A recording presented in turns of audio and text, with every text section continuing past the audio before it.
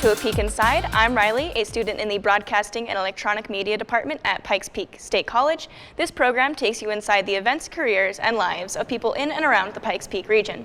Our guest today is Jordan Grant. Jordan is a Pikes Peak State College student and is a wildlife rehabilitation volunteer. So Jordan, what is your favorite animal to work with at the rehab? Yeah, so my favorite animal, I like working with a whole variety, but one of my favorite animals to work around is raptors and songbirds.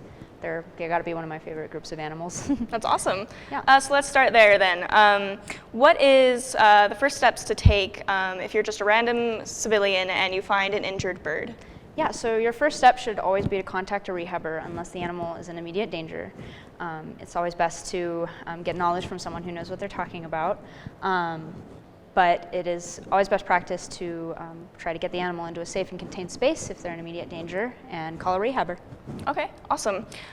So what kind of environment do you want to keep an injured animal in as long as they're in your care?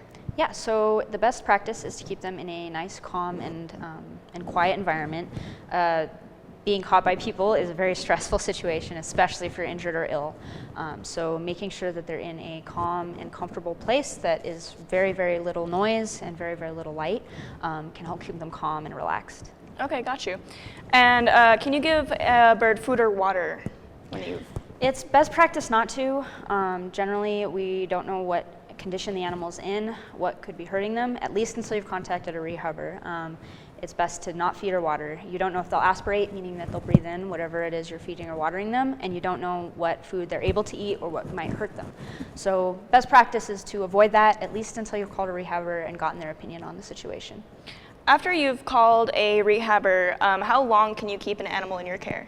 You should never keep an animal for very long. You should try to get an animal to a rehabber as fast as physically possible.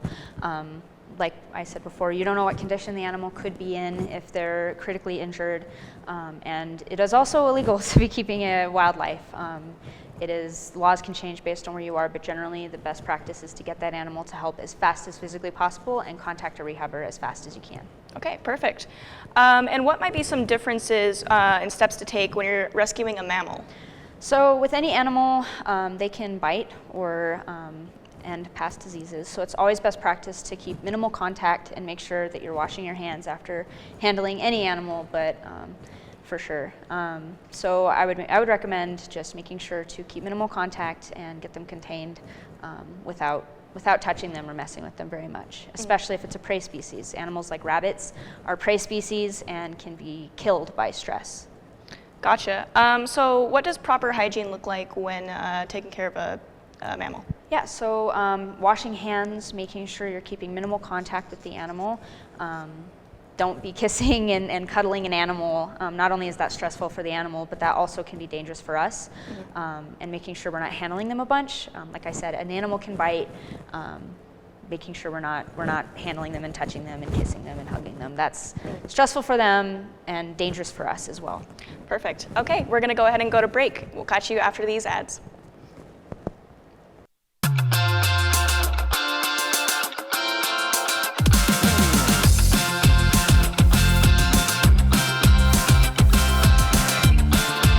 I'm Rylee. Welcome back to A Peek Inside. We're joined today by Jordan Grant. Jordan, let's get back into the steps to take in the case of finding an injured animal. So when is it appropriate to take action after finding an injured animal? So if an animal is severely injured, so like bleeding, broken body parts, stuff like that, or if they're neurological, meaning something is clearly wrong in the brain and they're like circling or approaching you, and stuff like that. Those are situations where you might want to contact a rehabber, and those are situations where probably you should get an animal into safety before you handle them or before you contact the rehabber. Okay. And speaking of the rehab, what are some of the most frequent causes for admissions? There you can see a whole variety of reasons. You can see car collisions, so animals getting hit by cars, window strikes. Birds often hit windows because they can't see them. So that is a pretty frequent cause for admission. Animals being orphaned, especially in spring, you see a lot of orphaned animals. And then cat strikes. So cats can cause pretty devastating effects to an environment. So they can be a pretty big reason for admission. Gotcha. Speaking of big effects to the environment, can you explain what bioaccumulation is? Yeah, so bioaccumulation is when an animal eats poisons and other things in the environment, and that accumulates. So, for example, if you have something like a bunch of mice eating poisons, and then an animal eats a bunch of mice, that will accumulate in their body, and then that builds up in the environment over time. So it's always best to avoid poisons when you can, and stuff like lead bullets and things like that. Oh, interesting. Okay. And what would you define as inappropriate human intervention? So if an animal isn't actually injured, sometimes just normal people will go to help them without knowing that they don't need that help. It's another huge reason why you should always contact a rehabber when you can, because you never know if an animal actually does need help, unless there's like obvious signs. So inappropriate human intervention is someone, they thought they could rehab an animal by themselves. They thought an animal was orphaned or a fledgling had fallen out of the nest and they hadn't. Stuff like that. It's inappropriate. You think you're doing the best intentions, and sometimes it just doesn't. So that's why it's always important to make sure that you're contacting a rehab before you grab an animal and take it, unless they need it for sure. Yeah, absolutely. And is there a difference between like outdoor cats versus barn cats? Yeah. So I would recommend. I would recommend always keeping a cat indoors. Cats can be pretty devastating to an ecosystem. They attack birds, mammals, lizards, reptiles, just all kinds of animals. And so it's always best to keep an animal inside. Barn cats usually are kept for pest control, but it's just generally a good idea to keep cats inside when we can. Alrighty, we're gonna go to break and we'll catch you after these messages.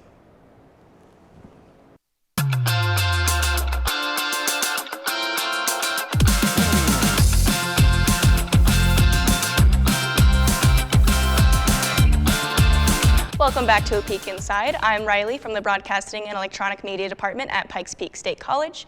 We're joined today by Jordan Grant. Let's get right back into it. How can we minimize danger to wildlife? So there's a variety of ways. I definitely would recommend looking it up because there's a whole slew that I couldn't possibly go through them all in this interview.